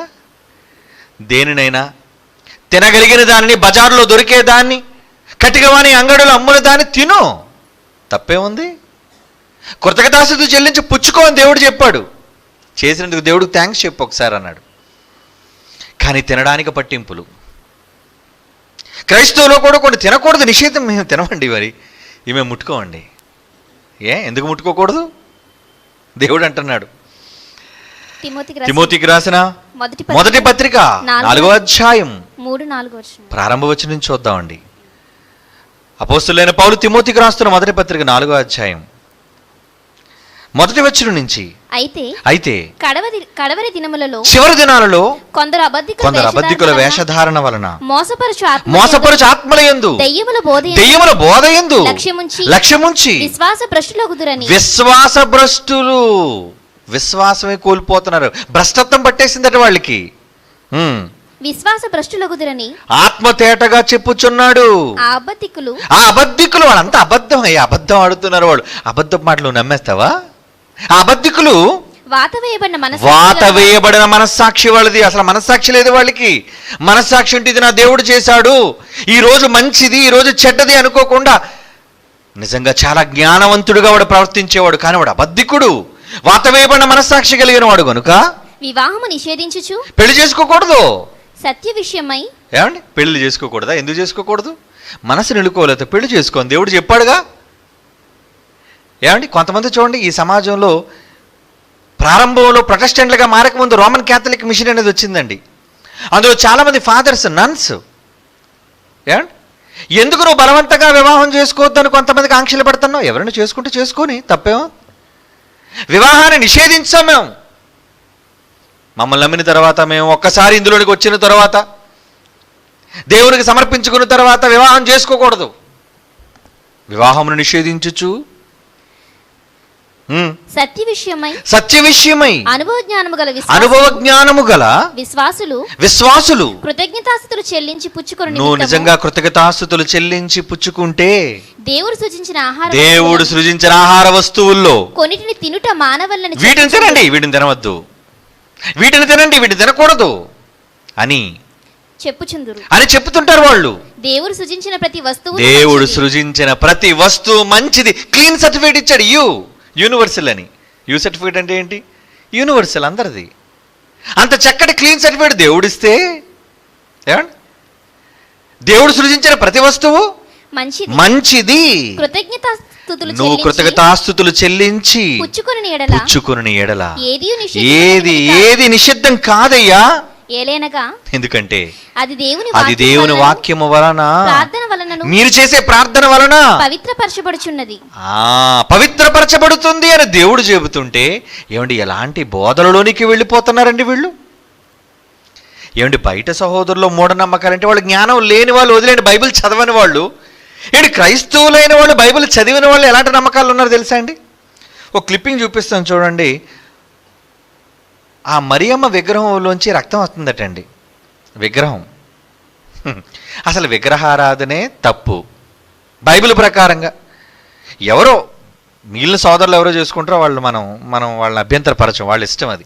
కానీ ఒక బైబిల్ నమ్మిన వాడుగా దేవుడు దేన్నైతే వద్దన్నాడో, ఒక పవిత్రమైన వేద గ్రంథాన్ని కలిగిన వీళ్ళు ఏంటి ఎలాంటి నమ్మకాలు? ముందు బొమ్మ పెట్టడమే తప్పు. అది ఎవరు బొమ్మ పెట్టారు? యేసును కన్నా మరియమ్మ తల్లి బొమ్మ పెట్టారు. మరియమ్మ బొమ్మ పెట్టి ఆ బొమ్మలో నుంచి అట రక్త కన్నీరు వస్తుందట. ఎందుకు వస్తుంది అంటే భక్తులు చూడండి ఎలా మాట్లాడుతున్నారు. ఏమండి చూడండి ఆ మూఢనమ్మకాలు, క్రైస్తవులను మూఢనమ్మకాలు చూడండి వాళ్ళు ఏ విధంగా మాట్లాడుతున్నారు. ఏనా చూపించండి. మేరీ మాత రక్త కన్నీరుపై జన విజ్ఞాన వేదిక డిఫరెంట్ గా స్పందిస్తోంది. మనుషులు తయారు చేసిన విగ్రహం నుంచి రక్తం రావడం అసాధ్యమంటోంది. విగ్రహం దేవతదే అయినా దాన్ని తయారు చేసింది మాత్రం మనమైన సంగతి గుర్తుంచుకోవాలంటున్నారు. విగ్రహము అనేది మనుషులు తయారు చేసిన ఒక ప్లాస్టర్ ఆఫ్ ప్యారిస్ కావచ్చు, రాయి కావచ్చు, సిమెంట్ కావచ్చు, రకరకాల మెటీరియల్ ఉపయోగించి మనం తయారు చేస్తాం. ఆ తయారు చేసిందంతా కూడా భౌతికమైన ఒక పదార్థంతో, మెటీరియల్తో తయారు చేయబడింది. ఈ మెటీరియల్తో తయారు చేయబడిన దగ్గర ఎక్కడి నుంచో రక్తం వచ్చి ఆ రక్తం కారడము అనేది అందులో ఏమీ ఉండదు. ఎందుకంటే రక్తం ఉండాలి అంటే శరీరంలో దానికి రక్త ప్రసరణ వ్యవస్థ ఉండాలి, హృదయం ఉండాలి, గుండె ఉండాలి, అది పనిచేస్తూ ఉండాలి. అప్పుడే రక్తం మొత్తం ప్రసారం అవుతుంటుంది. అది పైనుంచి కింది వరకు దాని ప్రసరణ జరుగుతుంటుంది. అట్లా రక్త ప్రసరణ జరగాలి అంటేనేమో మొత్తం ఈ ఫంక్షనింగ్, దీనికి సంబంధించిన రక్త ప్రసరణ వ్యవస్థ అంతా కూడా మన బాడీలో ఉండాలి. కానీ అక్కడ మనం తయారు చేసిన విగ్రహంలో ఆ రకమైన రక్త ప్రసరణ వ్యవస్థ అంటూ ఏమి లేదు, ఒక భాగం. రెండోది, మీరు శరీరంలో నుంచి కానీ ఎక్కడి నుంచైనా బయటికి రక్తం వచ్చిందంటే ఆ రక్తము వెంటనే గడ్డ కడుతుంది. మరి ఈ విగ్రహంలో నుంచి రక్తం ఎక్కడి నుంచి వస్తుంది? రక్తం నిజంగా ఎక్కడన్నా ఉంటే? కాబట్టి అది రక్తం కానే కాదు, రక్తానికి సంబంధించిన అంశమే కాదు. అది అవి పదార్థాలను బట్టి జరిగే మార్పులను బట్టి, ఏమండి బయట ఉన్న వేడిని బట్టో లేదా జరిగిన ఆ చెమ్మ తగలడం బట్టో, ఏమండి వీటిని బట్టి అది కరగటం వల్ల జరిగే మార్పుని మేరీ మాత రక్త కన్నీరు గారుస్తుంది. ఇంకా భక్తుల మాటలు ఉన్నాయండి చాలా. అమ్మవారికి కోపం వచ్చిందట, మేరీ అమ్మవారికి కోపం వచ్చిందంట. అంటే భక్తులు చేస్తున్న పాపాలన్నీ చూసి మామూలు కన్నీరు పెట్టచ్చు కదా, రక్త కన్నీరే పెట్టాలి ఆవిడ. ఏమండి దీన్ని వాళ్ళు న్యూస్గా చూపించి అటు వాళ్ళు బైబిల్ని కించపరచడానికి, హేళనగా చేయడానికి వీళ్ళంతా ఆస్కారం చూపించినట్టుగా మారిపోతున్నారు కదండి. అంటే వీళ్ళలో కూడా ఎటువంటి భయంకరమైన మూఢ వ్యవస్థ చోటు చేసుకుందో చూడండి. నమ్ముతున్నారు. వీటన్నిటి వైపు, ఈ భయంకరమైన నమ్మకాల వైపు వీళ్ళు వెళ్ళిపోతున్నారు. బైబిల్ ఏం చెప్తుందో అనేది వీళ్ళు పక్కన పెట్టేస్తున్నారు. కేవలం మనుషులు కల్పించిన పద్ధతులు, మనుషులు పెట్టిన ఆచారాలు, వీటన్నిటికీ వీళ్ళు ప్రాధాన్యతనిస్తున్నారు. అంటే ప్రియులారా ఆలోచించండి, ఏం జరుగుతుంది? దీనికోసం క్రైస్తవులో ఏం జరుగుతుందని ఎంతోమంది ఈరోజు మాయగాళ్ళు, దొంగలు, బాబాలు ఉదయం చెప్పినట్లుగా క్రైస్తవ్యంలో ప్రవేశించి యేసుక్రీస్తుకి, బైబిల్కి అవమానాన్ని కలుగజేయడానికి వాళ్ళు చేస్తున్న ప్రసంగాలు, వాళ్ళు చేస్తున్న మ్యాజిక్ ట్రిక్కులండి అవన్నీ తెలియకుండా ప్రజలనే వాళ్ళు గొర్రెల్లాగా అమాయకులుగా అసలు బైబిల్ ఏం చెప్తుందో అనేది ఆ వివరాల్లోనికి వెళ్లకుండా లక్షల జనం నిజంగా గుంపులుగా మందలుగా వాళ్ళ దగ్గరికి వెళ్ళి వాలుతున్నారు, పడుతున్నారు అంటే వీళ్ళు దేని నమ్ముతున్నారు చెప్పండి? వీళ్ళు మూఢనమ్మకాల వైపు క్రైస్తవులుగా వెళ్ళటం లేదని మీరు అనుకుంటున్నారా? క్రైస్తవులు నిజంగా ఈ మూఢనమ్మకాలు లేవని మీరు అనుకుంటున్నారా? బైబిల్లో ఒక మాట చూద్దాం ప్రియులారా. అపోస్తలుడైన పౌలు దెస్సలోనికీయులకు రాస్తున్న దెస్సలోనికీయులకు రాస్తున్న 2వ పత్రిక 2వ అధ్యాయం 9-10 వచనాలు చూడగలిగితే అక్కడ ఏమని హెచ్చరిస్తున్నాడు చూడండి. దెస్సలోనికీయులకు రాస్తున్న 2వ పత్రిక 2వ అధ్యాయం 9-10 వచనాలు. నశించుచున్నవారు తాము రక్షింపబడుటకై సత్య విషయమైన వాక్య విషయమైన ప్రేమను అవలంబింపకపోయిరు గనుక వాని రాక దెయ్యపు రాక ఎలా ఉంటుంది? అబద్ధం. అసలు వాడే అబద్ధికుడు, అబద్ధానికి జనకుడు. అబద్ధికుడును వీళ్ళు ఎలా చూపిస్తున్నారు? దేవుడు రూపంలో చూపిస్తున్నావా? వాని రాక అబద్ధ విషయమైన సమస్త బలముతో అంటున్నాడు చూడండి. ఇంకా నానా విధములైన సూచక క్రియలతో మహత్కార్యములతో దుర్నీతిని పుట్టించు సమస్త మోసముతో నశించుచున్న వారిలో సాతాను కనుపరుచు బలము అనుసరించి. ఈ మూఢనమ్మకాల వెనుక అవి ఏదనుకున్న దైవశక్తి అనుకుంటున్నారా మీరు? దాన్ని ఏమిటి దైవశక్తి అనుకుంటున్నారా? సాతాను కనుపరుచు బలం అంటున్నాడు చూడండి. సాతాను కనుపరిచే బలం మోసగిస్తున్నారండి ఈరోజు. ఏమిటి నిజంగా ఈరోజు స్వస్థతల పేరట క్రైస్తవ్యంలో జరుగుతున్న భయంకరమైన దారుణమైన సంఘటనలు. రుమాలు అమ్మేవాడు ఒకడు, కొబ్బరి నూనె అమ్మేవాడు ఒకడు, బిస్కెట్లు అమ్మేవాడు ఒకడు. ఏమిటి సీడీలు కూడా అమ్ముతున్నారండి. వీళ్ళ శక్తులు ఏంటో తెలుసండి. ఇప్పుడు మీకు ఒక భక్తుని చూపిస్తాను చూడండి. ఏమండి రుమాలులోని శక్తి, పెన్నులోని శక్తి, బిస్కెట్లోని శక్తి, సీడీలో కూడా శక్తి ఎక్కిచ్చారండి. అంటే సీడీ ముట్టుకుంటే చాలు, ఏమండి ఆ సీడీని పట్టుకోవటం వలన ఏమండి వాళ్ళు ఎలా మారిపోయారో ఒక మ్యాజిక్ ట్రిక్ చూడండి. వీళ్ళు చేస్తున్నది క్రైస్తవులు చేస్తున్న భయంకరమైన దారుణమైన సంఘటనలు చూడండి. அடுத்து பயம் வலிக்குது, இத அப்படிங்க.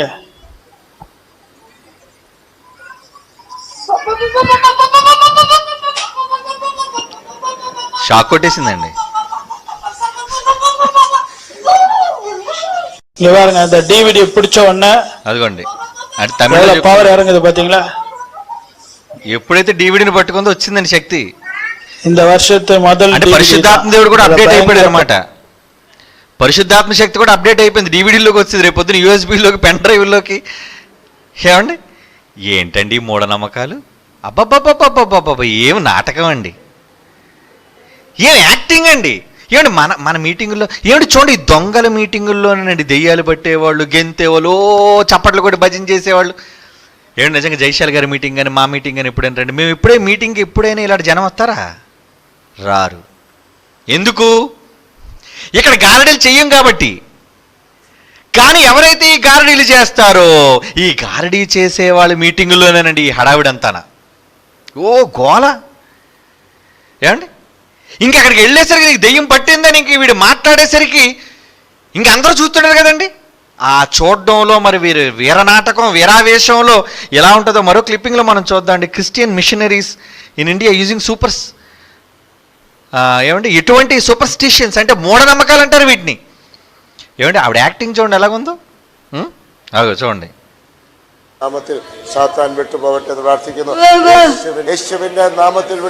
కుర్చీసి కూర్చోబెట్టారు, మళ్ళా దెయ్యం పట్టింది. ఆవిడ ముఖం చూడండి. లానున్న యాక్టరా కాళికామాత గుర్తొచ్చింది మళ్ళా మధ్యలో. చూడండి డిఫరెంట్ యాంగిల్ పెడుతుంది, మనకి చూపిస్తుంది. എന്ന് പ്രാർത്ഥിച്ചുകൊണ്ട് സ്തോത്രം. യേശുവിന്റെ നാമത്തിൽ സാത്താൻ വിട്ടുപോകട്ടെ എന്ന് പ്രാർത്ഥിക്കുന്നു. യേശുവിന്റെ നാമത്തിൽ ഇപ്പോൾ വിട്ടുപോകട്ടെ എന്ന് പ്രാർത്ഥിക്കുന്നു. യേശുവിന്റെ നാമത്തിൽ സാത്താൻ ഇപ്പോൾ വിട്ടുപോകട്ടെ എന്ന് പ്രാർത്ഥിക്കുന്നു. హల్లెలూయా నన్ను యేసువిന്റെ నామത്തിൽ సాతాన్ ഇപ്പോൾ విട്ടുപോകട്ടെ. హల్లెలూయా. అందరూ నన్ను చూస్తున్నారు లేదా మళ్ళీ చూస్తుంది. ഇപ്പോൾ തന്നെ വിട്ടുപോകും. യേശുവിന്റെ നാമത്തിൽ അത്ഭുതം നടക്കട്ടെ.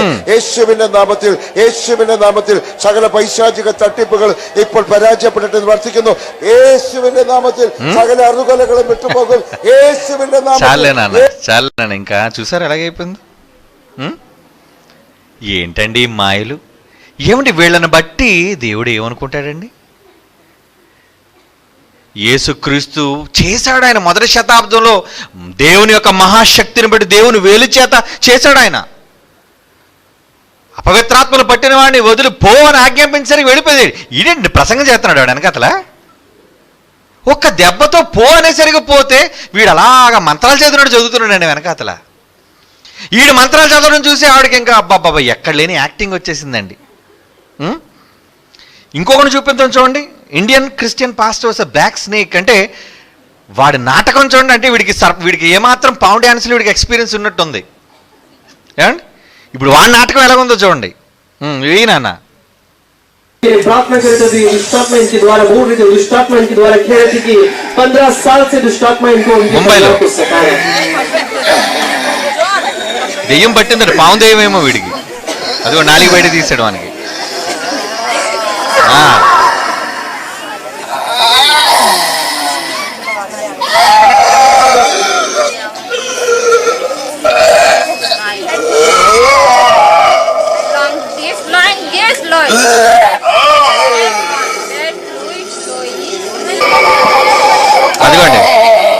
అదిగోండి సర్పం వచ్చేసింది. ఇప్పుడు ఆదిఘట సర్పం దిగిపోయింది అడిగి.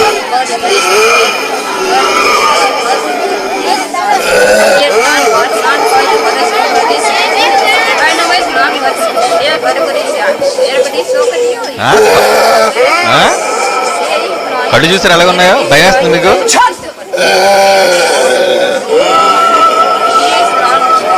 అని చెయ్యెత్తాడు కానీ కర్రతో ఒక్కసారి గట్టిగా ఈయన కొడితే అండి ఏ పాస్టర్ దగ్గరికి వెళ్ళండి.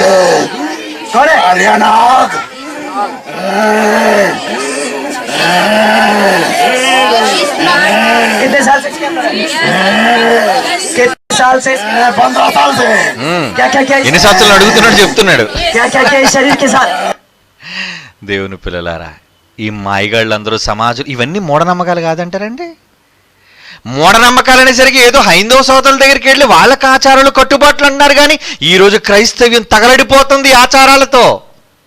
ఏమనంటే దైవశక్తి, పరిశుద్ధాత్మ శక్తి లేదురా. పరిశుద్ధాత్మ దేవుడు ఇప్పుడు చెయ్యడురా, ఒకప్పుడు చేశాడురా. పౌలు గారే చేసిన వ్యక్తి. ఆయన నడికట్టు పట్టుకెళ్తేనే బాగైపోయిన పరిస్థితి ఆయనే చేయలేకపోయాడురా. మొదటి శతాబ్దంలో సత్యం పరిపూర్ణమైన తరువాత స్వస్థతలు ఆగిపోయాయి అని మనం చెబితే నమ్ముతున్నారే ఈ సమాజం? నమ్మరు. ఏమంటారు? వీడు పెద్ద దొంగ బతుకుడండి. ఆ పరిశుద్ధాత్మ దేవుడిని ఒప్పుకోవట్లేదండి వీళ్ళు. మనం చెప్పిన సత్యవాక్యాన్ని ఎవరు అంగీకరించారండి? మూఢులు. అవన్నీ ఏంటనుకున్నారు? అది నాగిని డ్యాన్స్ చేయటం, అది నాలుగు బయటికి తీయటం, గుడ్లు పెద్దవి చేయటం, పోకిరీ చేష్టలు అంటారు వాటిని. ఏమంటారు తెలుసా? పోకిరీ చేష్టలు. అలాంటి వాటి కోసం దేవుడు ఏమన్నాడు తెలుసా? పేతురు పత్రిక చూడండి. బైబిల్లో దేవుడు ఏం చెప్తున్నాడు చూడండి. 2వ పేతురు పత్రిక 2వ అధ్యాయం. అపోస్తలుడైన పేతురు రాస్తున్న 2వ పత్రిక సంఘాలకు ఏమని రాస్తున్నాడు చూడండి. 2వ పత్రిక 2వ అధ్యాయం 1వ వచనం నుంచి చూడండి ప్రియులారా. 1వ వచనం నుంచి చూద్దాం. అబద్ధ ప్రవక్తలు దొంగలు వీళ్ళంతా స్వస్థతా బోధకులు. ఏమండి, ఎన్నో దశాబ్దాల క్రితమే జైశాలు గారు వీరావేశంతో ఈ దొంగ బాబాల పైన ఆయన విరుచుకుపడినప్పుడు సవాలు చేసినప్పుడు ఎవడైనా నిలబడ్డా? లేదే. ఆ తర్వాత మనం అనేక సభలలో బహిరంగంగా స్వస్థతల మీద సవాలు విసిరినప్పుడు ఏ ఒక్కడైనా నిలబడ్డా? లేదే. అబద్ధ ప్రవక్తలు ప్రజలలో ఉండిరి. అటువలనే మీలోనూ ఉన్నారు ఈ దొంగలు. మూఢ నమ్మకాల పేరట క్రైస్తవులైన అమాయకులైన వారిని గలిబిలి చేసే ఈ దొంగలు. ఈ నమ్మకాలు మీ మనస్సులో చొప్పించి దేవుడు వచ్చాడు, దేవుడి శక్తి వచ్చింది, మీ మధ్య దేవుడు తిరుగుతున్నాడు, సంచారం చేస్తున్నాడనే భయంకరమైన మూఢనమ్మకాలు, ముఖ్యంగా ఈ పెంతుకోస్తనే వాళ్ళు ఈ సంస్థ ఆరంభమైనప్పటి నుంచి ఈ భయంకరమైన నమ్మకాల వైపు క్రైస్తవుని నెట్టేశారండి వీళ్ళు. మూఢనమ్మకాలు అంటారు వాటిని. బైబిల్ ఒప్పుకోవటం లేదే. స్వస్థతల మీద సవాలు విసిరామే ఏ రోజు బైబిల్ ప్రకారంగా నిరూపిస్తాం లేవని ఎవడనొచ్చాడా? రాడు. పోనీ క్రైస్తవులు నమ్ముతారా? నమ్మరు. దేని నమ్ముతారు? ఈ దొంగ భక్తులని, దొంగ బాబాలని, ఏమండి అబద్ధ బోధకులను, వాళ్ళ మాటలు నమ్ముతారు. అందుకే దేవుడు అంటున్నాడు చూడండి, ఏమంటున్నాడు? అబద్ధ బోధకులు మీలో ఉందురు, వీరు తమ్మును కొనిన రక్తం చేత కొనిన ప్రభువును కూడా విసర్జించుచు తమకు తామే శీఘ్రముగా నాశనము కలుగజేసుకొనుచు నాశనకరముగు భిన్నమైన అభిప్రాయాలను రహస్యముగా బోధిస్తున్నారు ప్రజలకి. మరియు అనేకులు ఈ దొంగలు చేస్తున్న పనులన్నిటినీ అనేకులు వారి పోకిరి చేష్టలండి వీళ్ళవి. పోకిరి చేష్టలు చూసి అనుసరించి నడుతురు. వీరిని బట్టి సత్య మార్గము దూషింపబడుతుంది. ఏంటండి బైబిల్లో మూఢనమ్మకాలు ఏంటండి? మీ దేవుడు ఇదేనా చెప్పాడు? కొబ్బరి నూనె రాస్తే ఏమండి ఒకడు కంట్లో కొబ్బరి నూనె పోసేస్తున్నాడండి. ఎవరు కంటి జబ్బు అయితే డాక్టర్ దగ్గరికి వెళ్ళరా, ఐ స్పెషలిస్ట్ దగ్గరికి వెళ్ళరా, ఆప్థాల్మాలజిస్ట్ దగ్గరికి వెళ్ళరా? కంట్లో కొబ్బరి నూనె పోస్తే దెబ్బతింటుందా రెటీనా? ఏమండి చెవులో కొబ్బరి నూనె పోసేస్తున్నారండి. ఎంత తప్పో తెలుసది? ఏమండి మంచి మంచి ప్రకృతిలో వైద్యాన్ని దేవుడు పెట్టే మందులను దేవుడు ఈ శరీరానికి వచ్చే రోగాల కోసం అధునాతనమైన మంచి మంచి మందులను దేవుడు ప్రకృతిలో పెడితే అవద్దు వీడికి ప్రార్థన చేసిన ప్రేయర్ ఆయిల్. మూఢనమ్మకం కాదా అది? కొనుక్కోవట్లేదా ఈరోజు? ఇటు కొనుక్కుంటుంది వందలు కాదండి, లక్షల మంది కొనుక్కుంటున్నారు. అంటే ఇప్పుడు మూఢనమ్మకాలు క్రైస్తవుల్లో ఎంత స్థాయిలో ఉన్నాయో మీరు ఆలోచించండి. తీవ్ర స్థాయి. వీరి పోకిరి చేష్టలను అనుసరించి నడుతురు. ఎంతమంది పాడైపోతాం దీనివల్ల? ఏంటి? సత్య మార్గము దూషింపబడుతుందండి. ప్రతి వాడు, ఒక టీవీ వాడు వచ్చి అనవసరంగా నీ బైబిల్ కోసం మాట్లాడుతున్నాడంటే నువ్వు చేసే పోకిరి పని వల్ల, నువ్వు చేసే దౌర్భాగ్యపు మంత్ర తంత్ర మాయ మోసం వలన. ఏమండి టచ్ అంటాడు ఒకడు, ఆడ బెన్నిహిని గడు ప్రారంభించాడండి. ఏమండి పడదోసేస్తారండి, నెత్తిమే చేసి వెనక తోసేయడమే. తోసేటప్పుడు వెనకాతలు పట్టుకునేవాడు మళ్ళీ కొంతమంది ఉండాలి. నిజంగా ఏమండి వెనకాతలు ఎవరో లేకుండా తోసిమన్నాడు చూద్దాం. పడిపోయే ప్రతి వాడు మాడు పగిలిపోద్ది. అదిగా పడిపోయేటప్పుడు వీడు చూసుకుంటాడు వెనకాతలు జనం ఉన్నారా లేదని. ఏమండి దెబ్బ తగిలి మనం పడిపోయినప్పుడే ఊతం చూసుకునే మనం ఈ శక్తి చేత అలాగా పడుకోబెట్టచ్చు కదండి స్మూత్గా. దేవుడు శక్తి వచ్చినప్పుడు నిన్ను నెట్టేసినప్పుడు అమాంతంగా డబాలమని వెనక్కి పడిపోయేటప్పుడు నిజంగా చిన్న మెదడుగా డ్యామేజ్ అయిపోతాయండి. ముందు అరెస్ట్ చేసేస్తారు పాస్టర్ని. పడిపోయిన తర్వాత నీకు మరి స్పృహ ఉండదు. ఒక్కసారి ఎవడైనా అలాగా పడిపోయి చచ్చిపోతే రెండోసారి వెళ్ళండి తోయడానికి వెళ్ళడం. అందుకే నేను ముందు జాగ్రత్త కోసం వెనకాతలు పట్టుకోవడానికి మనుషులు కొంతమంది చూడండి. ఈ దొంగలందరి దగ్గర చూడండి. యేసుక్రీస్తు ఎంతమందికి అండి నెత్తి మీద చేయలేసి తోస్తాడు ఆయన? ఎంతమందికి తోస్తాడండి ఆయన? ఎక్కడైనా బైబిల్లో రాయబడిందా తోసినట్టుగా? లేదే. ఈరోజు అందుకే ప్రతి వాడు ఈరోజు బైబిల్ని కారుకోతలకు వస్తున్నాడు. బైబిల్ కూడా ఒక అబద్ధాల పుస్తకం అంటున్నారు, దానిని కట్టుకథల పుస్తకం అంటున్నారు దానిని. బైబిల్లో మహావిజ్ఞానాన్ని దేవుడు రాయించి నాయన అన్ని జనుల ఆచారాలు అభ్యసించకండిరా అని దేవుడు ఇశ్రాయేలుతో చెప్పి సంఘానికి కూడా జాగ్రత్త చెప్పిన ఈ సంఘంలోని దౌర్భాగ్యులు కూడా క్రైస్తవులు కూడా అంటుందండి ఈ జబ్బు. ఏమంటున్నాడు చూడండి. నంబర్ 1 న్యూస్ ఛానల్లో షాకింగ్ న్యూస్. ఈరోజు చూడండి, నంబర్ 1 న్యూస్ ఛానల్ వాడు ఎందుకంటే మాట్లాడుతున్నాడు? వాడికి ఎవరైనా అవకాశం ఇచ్చారు? చూడండి ఏమని మాట్లాడుతున్నాడు చూడండి. వాడి న్యూస్ చూడండి ఏమనుందో. క్రైస్తవుల్లో చాలా రోజులుగా ఒక వివాదం తీవ్రంగా నడుస్తోంది. కొంతమంది అబద్ధమైన బోధనలు చేస్తున్నారని, అమాయకులైన క్రైస్తవులను మోసం చేస్తున్నారని ఒక ఆరోపణ. ప్రజలు విశ్వసించే మార్గంలోకి వారిని నడిపిస్తే ఎలాంటి అభ్యంతరం లేదు. కానీ వారిని మోసం చేసి వారి ద్వారా లబ్ధి పొందడం అనేది పూర్తిగా నేరం. బైబిల్ కూడా దీన్ని వ్యతిరేకిస్తుందనడంలో సందేహం లేదు. ఈ నేపథ్యంలో అసలు క్రైస్తవ్యంలో ఏం జరుగుతోంది? ప్రజలు మోసపోకుండా అసలు నకిలీ ఎలా గుర్తించాలి అనేది తెలియజేయడానికి నంబర్ 1 న్యూస్ ప్రత్యేక కథనాలు ప్రసారం చేయడం జరుగుతోంది. ఇందులో భాగంగా చాలా మంది బైబిల్ పండితుల అభిప్రాయాలను నెంబర్ 1 న్యూస్ సేకరించింది. వారి అభిప్రాయాలతో పాటు క్రైస్తవులు విశ్వసించే బైబిల్లోని ఆధారాలతో వాస్తవాలతో మీ ముందుకు వస్తున్నాం.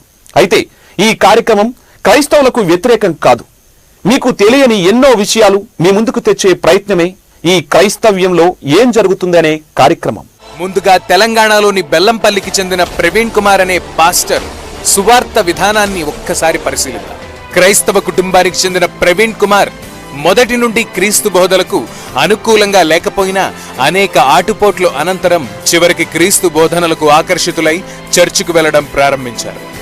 కొన్ని సమస్యల నేపథ్యంలో హైదరాబాద్కు వచ్చిన ప్రవీణ్ కుమార్ అక్కడ ఓ చర్చికి వెళ్లి క్రీస్తు బోధ నేర్చుకున్నారు. చిన్నతనం నుండే క్రైస్తవ బోధల వైపు మళ్లిన ప్రవీణ్ కుమార్ అనంతరం భార్య షారోన్ను వివాహం చేసుకున్న తర్వాత పూర్తిగా యేసుక్రీస్తు బోధలు చేయడానికి నిశ్చయించుకుని ప్రస్తుతం బలవంతమైన సువార్తను చేస్తున్నారు ప్రవీణ్ కుమార్. పట్టుకున్నారు చూడండి.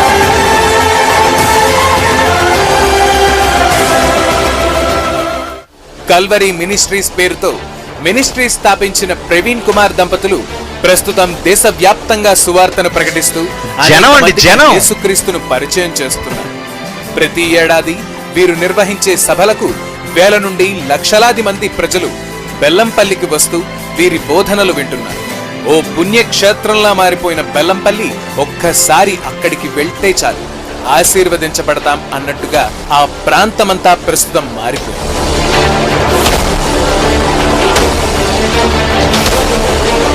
ఇక్కడి వరకు బాగానే ఉన్నా వీరు చేస్తున్న బోధలు విధానాలు మాత్రం గత కొద్ది కాలంగా విపరీతమైన విమర్శలు వస్తున్నాయి.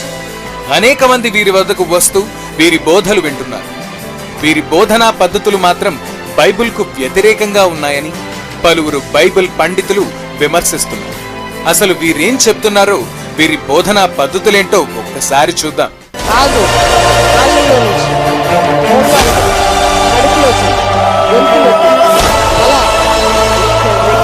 ప్రేరాయిల్ అండి చేతిలో కొబ్బరి నూనె మహత్యం. ఈ వీడియో చూడండి. దెయ్యం పట్టిన వ్యక్తికి దెయ్యం వదిలించే విధానం.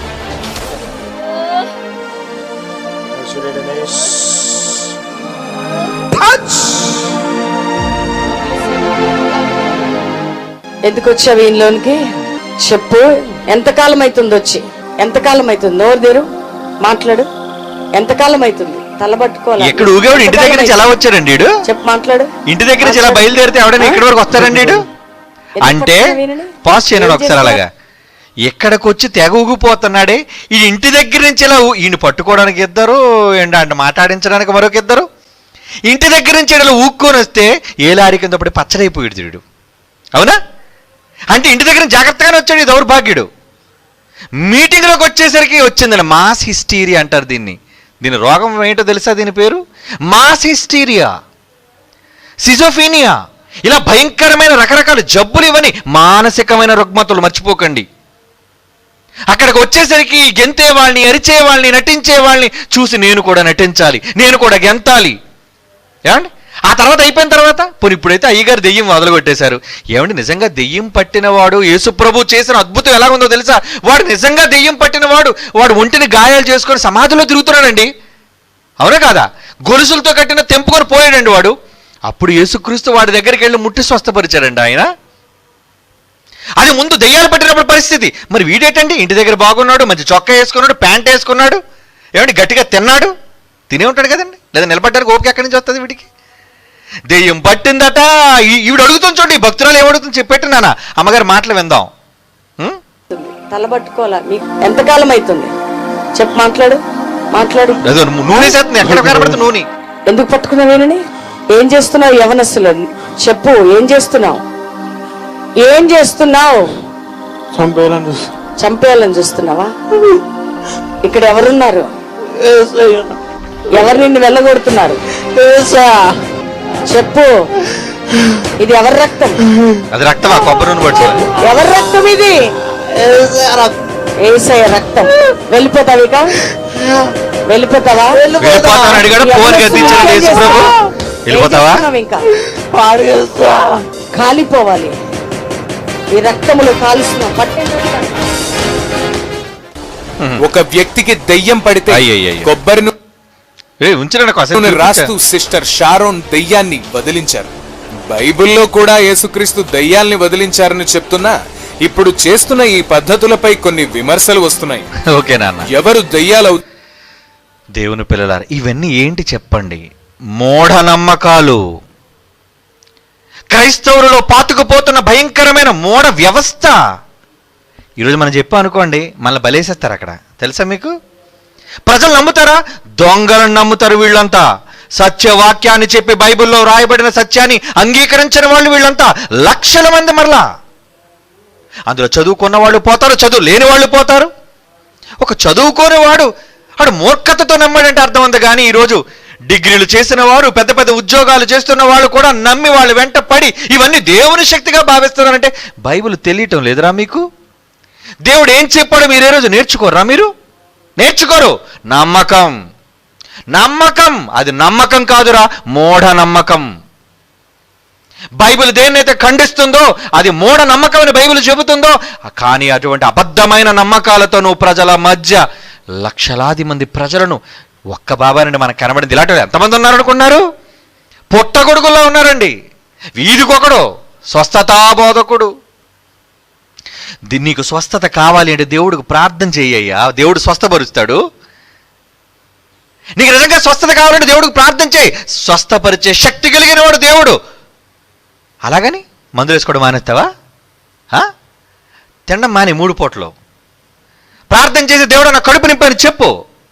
ఎందుకంటే ఆకలిని జబ్బుకి 3 పూట్ల నువ్వు వేస్తున్న వైద్యం, 3 పూట్ల మందు, తిండి అది మానే దేవుడికి ప్రార్థన చేసుకుని ఉండు. లేదా కొబ్బరి నూనె బాగా తాగే చచ్చి ఊరుకుంటావు. ఏంటండి క్రైస్తవ్యంలో ఈ దుస్థితి? సమాజంలో ఉన్న మూఢత్వాన్ని వదిలించవలసిన క్రైస్తవుడే మూఢనమ్మకాల బారిన పడిపోతున్నాడండి. ఎవరండి వీళ్ళు కన్ను తెరిపించాలి? నీవే, నీవే సోదరా, నీవే సత్యవాక్యాన్ని తెలుసుకొని నీవే చెప్పాలి. ఇటువంటి మూఢత్వాన్ని వెళ్ళగొట్టాలి క్రైస్తవ్యంలో నుంచి. దాని శక్తి బలంగానే ఉంటుంది. మరి అందుకే వాని రాక ఏమన్నాడు? ఇందాక మనం చదువుకున్న వాని రాక అబద్ధ విషయమైన సమస్త బలం అన్నాడు. బలం, వాడు చేసే గారడీలకు బలం, వాడు చేసే మోసాలకు బలం. ఇంటి దగ్గర నుంచి శుభ్రంగా తయారై ఇక్కడి వరకు వచ్చిన వ్యక్తి వెంటనే వేదిక మీదకి వచ్చేసరికి వాడికి దెయ్యం పట్టినట్టుగా నటించి ఉన్న పరిస్థితిలో తాను మైమరిచిపోయి ఒక సైకలాజికల్ డిసార్డర్, మెంటల్ డిసార్డర్ జబ్బుకు వాడు లోనై ఏదో దేవుడు నన్ను స్వస్థపరుస్తున్నాడు అనే ఒక భయంకరమైన దారుణమైన ఒక మూఢ నమ్మకంలో. అంటే నిజంగా కొబ్బరి నూనె పోసిన దెయ్యం వెళ్ళిపోయిందంటారా? కొబ్బరి నూనెకి దెయ్యాలు పోవండి. ఏమండి, రాక్షసంగా కత్తులు పట్టుకుని సమాజంలో నరుకుతున్నారే ఎంతోమంది దెయ్యాలు పెట్టిన వాళ్ళు. ఆ దౌర్భాగ్యులందరూ నూనె పోయి చూద్దాం, పీక తెగ్గొట్టేస్తారు నీకు.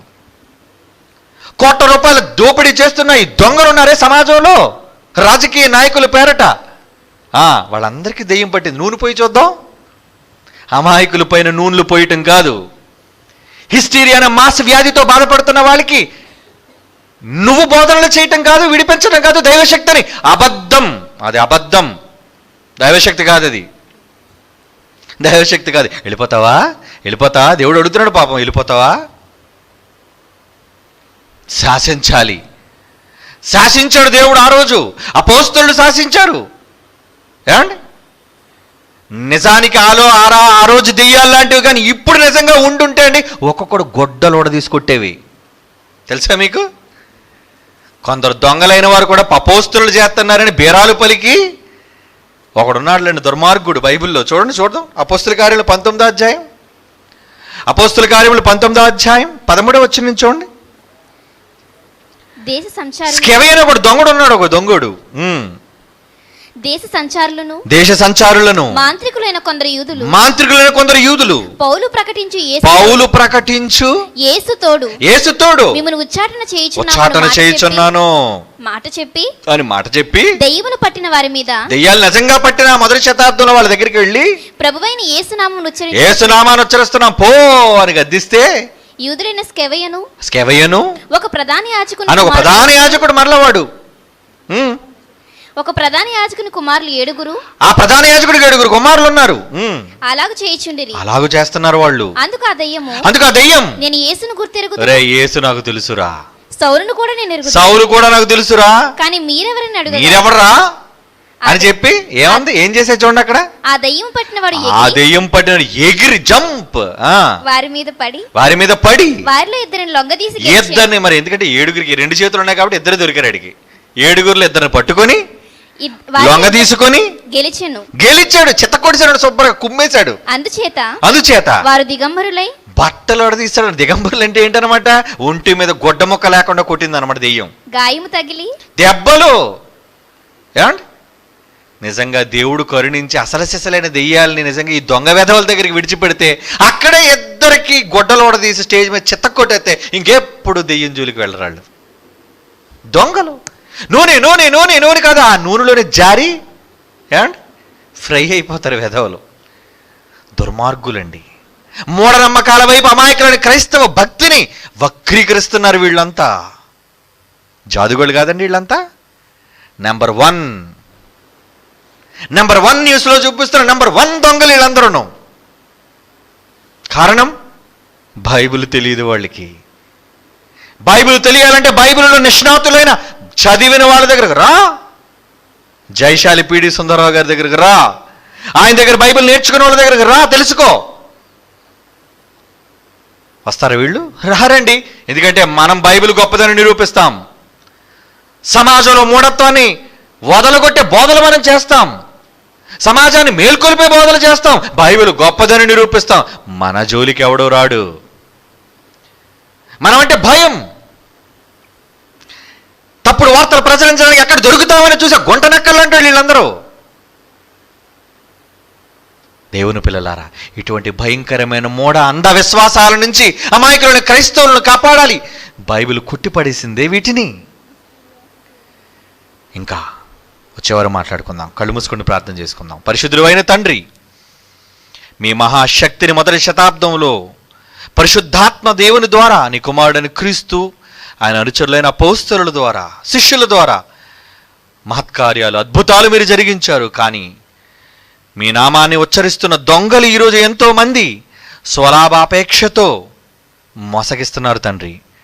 అటువంటి మోసగాళ్ల భరతం పట్టడానికి ఈరోజు నీ పిల్లలైన వారందరూ జ్ఞానవంతులై మీరు నేర్పించిన వాక్యములోని జ్ఞాన సంగతులను చేతబట్టి దేవా దూషింపబడుతున్న మీ నామాన్ని కీర్తి తీసుకుని రావడానికి దేవా వారి మనోనేత్రాలు వెలిగించవలసిందిగా ప్రార్థిస్తూ, వాక్య సంబంధమైన జ్ఞానముతో మమ్మల్ని నింపి అమాయకులైన క్రైస్తవులను దౌర్భాగ్యుల మూఢనమ్మకాల చెర నుంచి కాపాడగలుగుటకు మమ్మల్ని అందరినీ బలపరచవలసిందిగా ప్రార్థిస్తూ క్రీస్తు యేసు వారి అమూల్యమైన నామములో ఈ ప్రార్థన సమర్పించుచున్నాము తండ్రి.